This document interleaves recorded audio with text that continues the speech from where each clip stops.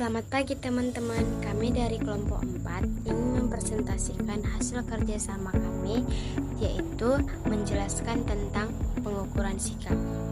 Perkenalkan, nama saya Teresia Angelina sebagai moderator. Sebelum kami mempresentasikan hasil kerjasama kami, pertama-tama kami mengucapkan terima kasih kepada Ibu Aisyah selaku dosen pengempu mata kuliah perilaku keorganisasian. Baiklah, materi pertama akan dijelaskan oleh teman saya. Saya Kristiansi Boro, saya menjelaskan latar belakang perilaku sikap adalah menurut Oxford Advanced 5. Dictionary mencantumkan bahwa sikap atau attitude berasal dari bahasa Italia yaitu attitudine, yaitu manner of placing or holding the body and way of feeling, thinking of behavior. Sikap seringkali digunakan untuk menunjuk status atau mental seseorang. Sikap merupakan reaksi atau respon yang masih tertutup dari individu dan selalu diarahkan terhadap suatu hal atau objek tertentu dan sifatnya tertutup. Oleh sebab itu, sikap tidak dapat langsung dilihat, namun hanya dapat ditafsirkan dari tingkah laku yang tertutup tersebut. Namun demikian, sikap juga dapat bersifat tertutup dan bersifat sosial, dalam arti bahwa kita hendaknya dapat beradaptasi dengan orang lain. Beberapa langkah-langkah dalam penyusunan kuesioner pengukuran sikap.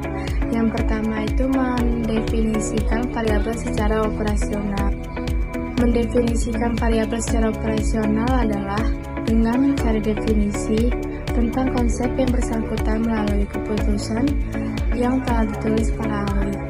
Untuk menetapkan definisi operasional tersebut dapat digunakan untuk mendapatkan gambaran yang lebih jelas. Yang kedua, menentukan skor pada setiap bulir pertanyaan. Menentukan skor pada setiap bulir pertanyaan adalah pertanyaan yang terdapat pada skala Likert yang dilakukan pada tahap eksekusi instrumen saat menyusun skala tersebut. Selanjutnya akan dijelaskan oleh teman saya. Perkenalkan, nama saya Indah. Di sini saya akan menjelaskan tentang pengelompokan sikap, di mana pengelompokan sikap itu dibagi menjadi 3 orientasi. Yang pertama, orientasi terhadap respon, dan yang kedua, orientasi terhadap kesiapan respon, dan yang ketiga, orientasi terhadap skema triadi. Yang pertama, saya akan menjelaskan apa itu orientasi terhadap respon. Orientasi terhadap respon merupakan suatu sikap atau reaksi terhadap perasaan, sedangkan orientasi terhadap kesiapan respon merupakan suatu bentuk sikap terhadap kesiapan untuk mengenal objek dengan cara-cara tertentu. Sedangkan orientasi terhadap skema triadi merupakan suatu sikap berinteraksi dalam memahami dan merasakan perilaku terhadap suatu aspek di lingkungan sekitarnya. Selanjutnya akan dijelaskan oleh teman saya. Nama saya Andre. Di sini saya akan menjelaskan skala pengukuran sikap. Skala pengukuran sikap. Masalah-masalah teknis yang ada dalam penyusunan skala sikap telah mendapat perhatian luas dan metodologinya telah membuat kemajuan teoritis dan statistik yang patut diperhatikan. Berikut adalah contoh penjelasan dari skala pengukuran sikap. Yang pertama, skala Tippi-Thurstone. Pengembangan skala Tippi-Thurstone mulai dengan penyusunan banyak pernyataan yang mengungkapkan tentang sikap yang luas terhadap objek yang sedang dipertimbangkan. Yang kedua, skala Tippi-Goodman. Prosedur esensial dalam pengembangan skala Goodman adalah mengidentifikasi seperangkat butir soal yang diurut secara teratur, terlihat dari segi persetujuan atau atas butir soal itu oleh responden. Yang ketiga, skala Tippi-Likert. Skala Tippi-Likert disusun mengembangkan tipe skala yang lebih mudah disusun, sementara menghasilkan reliabilitas yang sama. Skala Tippi-Likert mulai dengan serangkaian pernyataan yang masing-masing mengungkapkan tingkat yang jelas baik atau kurang baik. Baik, selanjutnya dilanjutkan oleh teman saya. Nama saya Muntajmal Pasya. Baik, saya akan menjelaskan faktor-faktor yang mempengaruhi pembentukan sikap. Yang pertama, pengalaman pribadi. Sesuatu yang telah dan sedang kita alami akan ikut membentuk dan mempengaruhi pengkhianatan kita terhadap stimulus sosial. 2. Kebudayaan. Kebudayaan di mana kita hidup dan dibesarkan mempunyai pengaruh besar terhadap pembentukan sikap kita. Yang ketiga, ada media massa. Media massa sebagai sarana komunikasi. Yang keempat, faktor emosi dalam diri. Bentuk sikap tidak semuanya ditentukan oleh situasi lingkungan dan pengalaman pribadi seseorang. 5. Proses perubahan sikap. Proses dari perubahan sikap adalah menyerupai proses belajar. 6. Orang yang kita anggap penting. Seseorang yang kita anggap penting, seseorang yang kita harapkan persetujuannya bagi setiap gerakan dan tindakan dan pendapat kita. Seseorang yang tidak ingin kita kecewakan, atau seseorang yang berarti khusus bagi kita, akan banyak mempengaruhi pembentukan sikap terhadap sesuatu. Selanjutnya akan dijelaskan oleh teman saya. Saya Tiara Ramadanti. Di sini saya akan menjelaskan materi tentang metode pengukuran sikap.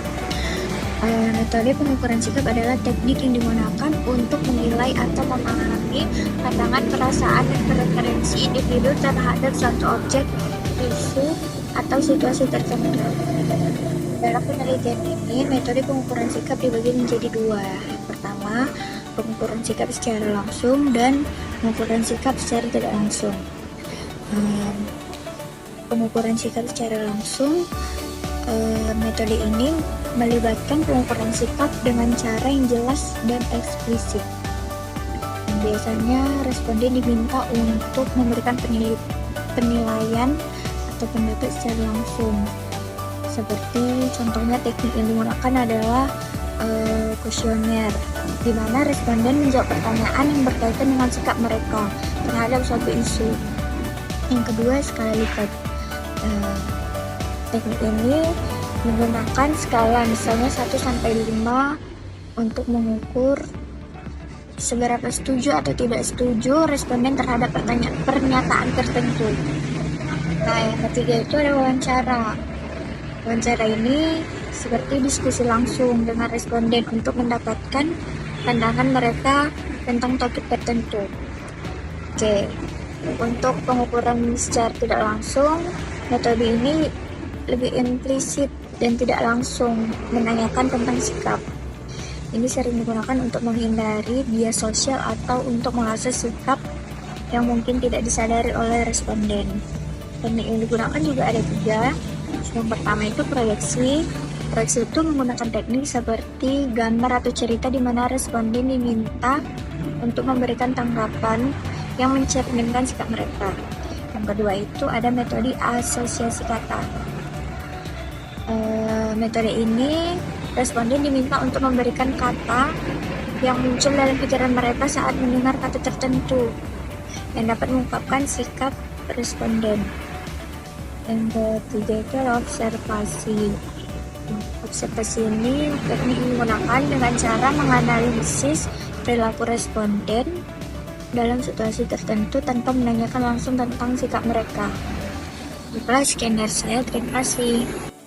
Adapun kesimpulan dari hasil presentasi kami yaitu sikap adalah keadaan diri seseorang yang bergerak untuk bertindak dengan perasaan tertentu sebagai tanggapan terhadap objek, situasi atau keadaan lingkungan atau untuk bertindak dalam kegiatan sosial. Selain itu, sikap juga menawarkan kesediaan untuk bereaksi secara positif dan negatif terhadap objek atau situasi.